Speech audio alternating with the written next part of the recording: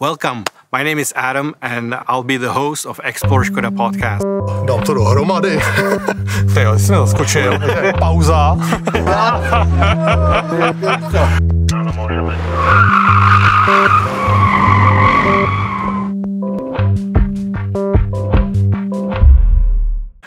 We are at Polygon of Škoda Auto, and we are testing or trying active safety features in the Škoda cars. I got to be honest with you. Last night when I was telling my wife that we're going to be testing active safety features in Škoda cars, she told me I should get a life insurance policy. Well, if I were to tell her that a robot is going to be driving me today and we're going to be crashing in dummy cars, I don't think she would let me from the house, honestly. But what did we see today? It's not necessary. That we are on the Polygon, on the safety area, and we are the gummy targets behind us. Today you can see some systems. They can help the driver to avoid some critical situation on the highway, on the intercities, and so on. What is the difference in active and passive features in cars? The big difference. Passive feature has to protect the passengers during the accident or after the accident. Active systems has to avoid this accident or protect the people and protect the people before the accident. Right. When did it start? What's the history of active features or even passive features? This is a very long history. The first car crash test at Škoda is in year 1972. Okay.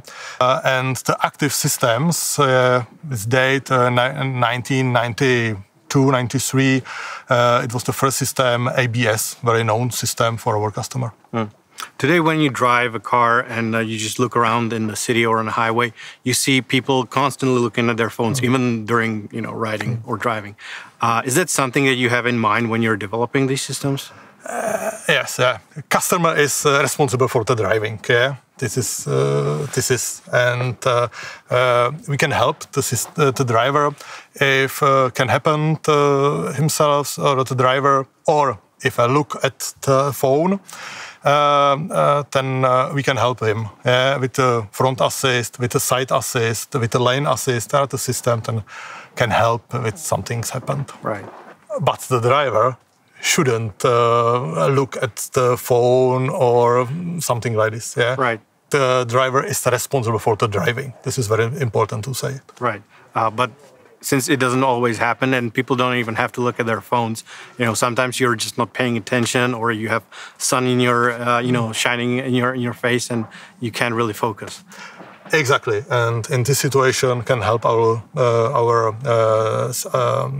driving systems. Right. Where is the development heading?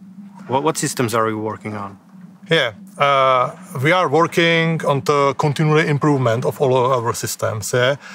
To avoid more and more critical situation in the crossway, on the highway, in the cities, to avoid crash with pedestrians, with the bicycle. We are continually working to improve our systems. Right. Would you say there is one feature that is the most critical out of those active safety features? It's too hard to say. It's very dependent on the situation. In the city, the different system in compared to highway and so on. For me, it's very important to have to set all of this feature. They are co-worked together and to protect the driver and the passenger in the car in all situations. How long does it take to develop and implement such a system? It's a very interesting question. It takes approximately 2 years. 50% of time takes the validation of the system. Here on the Polygon, in the laboratory, we use the target and we test all of the systems with the target, with robots, and so on.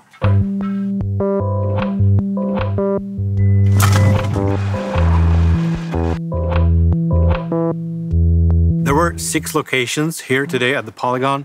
Can you please summarize what we saw today or experienced? Of course, I'd be glad to do that. So here on the first place, you could experience how we do the testing with the measurement equipment for the automatic emergency braking.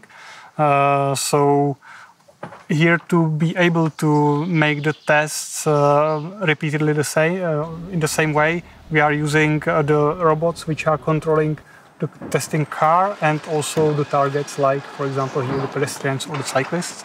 It was the first one.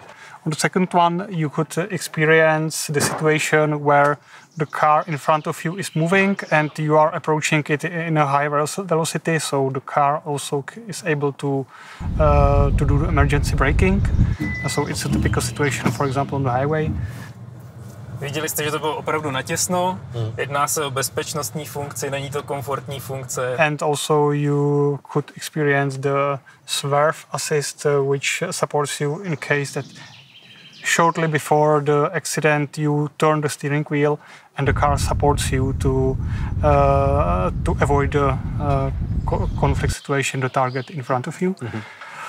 On the third one, it was about lane assist. So it's a system which keeps you in your driving lane, and you could see how we are doing the measurement, what the camera which we have in the car really sees, how it classifies the object. So you could really experience a little bit of our development process there.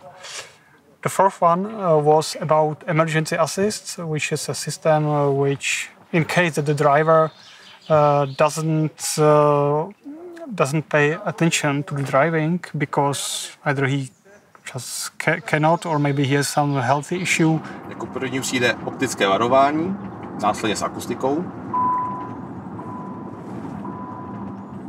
Poté krátkým přibrzděním a následuje přechod do emergency assistu. Zde dochází k aktivaci reverzivních pásů, aktivaci výstražných světel, spuštění klaxonu a postupného zastavení vozu. On the fifth one, it was about the brake crash system, which in case that the situation is just shortly before some accident or before crash, it can also happen, then it prepares the car and the passengers for the crash by activating the seat belts and also closing the windows, for example. And in the last one, you could just drive the car onto the target and see whether it really stops. So I think it was a nice experience. Did it stop for you? Yeah, it did stop. Yeah, yeah, on the second take though. Okay. But it was my mistake, so it worked.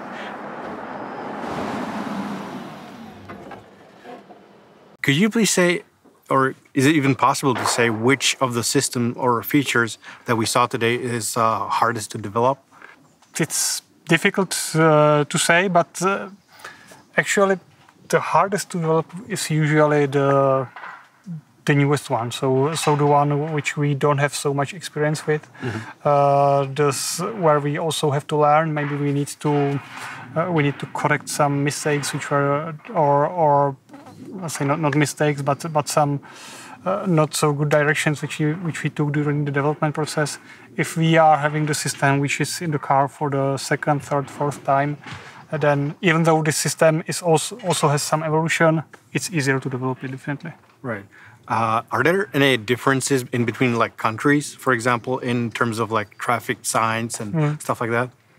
Yeah, like the systems, they work in the same way in the car, but there can be differences between the country in the infrastructure. Like nice example are some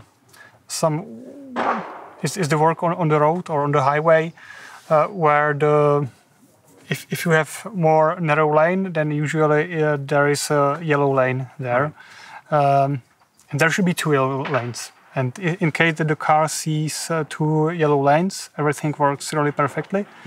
And this happens in Germany usually. But if you drive in Czech Republic, it's not always the case, and then the system can have some troubles. The other the other example are exactly these traffic signs, where we have to learn the traffic signs which are relevant for each country. This is a process which takes some time, and so the function sometimes is released in some country earlier and in some country later.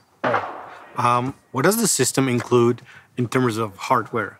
I mean, like cameras, sensors. Do you even know how many sensors or entry points are there in a car? Of course, we know it. Like today, the most common car was ENIAC, and in the ENIAC we have, in terms of sensors, we have one camera which is looking in front of the car. We have one radar which is also in front of the car. We have two corner radars which are looking behind the car. And there are also the ultrasound sensors around the whole car.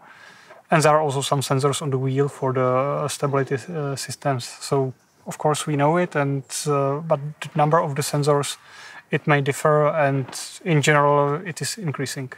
Well, today we enjoyed almost perfect weather. But I assume you have to do testing in snow or rain or decreased visibility, for instance. Are there any differences? We do testing also in other weather conditions, and in general our systems work really well there as well, and they are definitely better than the sensors of the human driver. But of course, there are some physical limitations. Like if you have the fog, then the camera cannot see so well as in this weather, and yeah. Right. In terms of in general, the whole development process of such a system, what is the hardest part for you? Each step in the development has some. You need to take every step in the development. Like if you at the start, if you make the wrong decisions in the placement of the radar and it just looks to the ground and not in front of the car, then you cannot save it later and during the development. But the most time takes the tuning of the systems in case of in terms of parameters of the car. We do some settings, then we do the validation and testing, then maybe some second or third loop in the fine tuning, and this is what takes the most time. Right. So that's what you do here at the Polygon. Yeah, this is exactly what you have seen here, for example, with these targets. How many times can you crash the figurine before you have to replace it?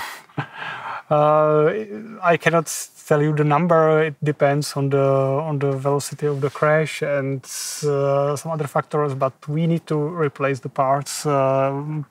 It's like once a year, or maybe even more often. It really depends. So, is it expensive? The whole thing? Yeah, this is definitely expensive. So it's not like only some piece of material. It has some, let's say, defined material is there in order to have good reflexivity and so on. So it's expensive. Like one such figurine can cost you around 10,000 euro, for example. Okay. Yeah, and the whole system? Well, the whole control system, it's around, I don't know, 800,000 euro, something like that. So the whole control system, I think the most expensive thing is here that you need to exactly define the positions and velocities of the testing car, of the target, in order to be able to repeat the test in the same way every time. What are you working on right now? Well, we are constantly developing our systems to be better for the future. I wouldn't call it a revolution, but it's a constant evolution. And as I said before, the number of the sensors is increasing, and we are able, for example, we will add the radars in the front corners of the cars, and it will enable us to cover more scenarios, more dangerous situations, and make the car even safer. All right, well, thank you for a great day and great testing, and I wish you best luck. Thank you. Thank you very much.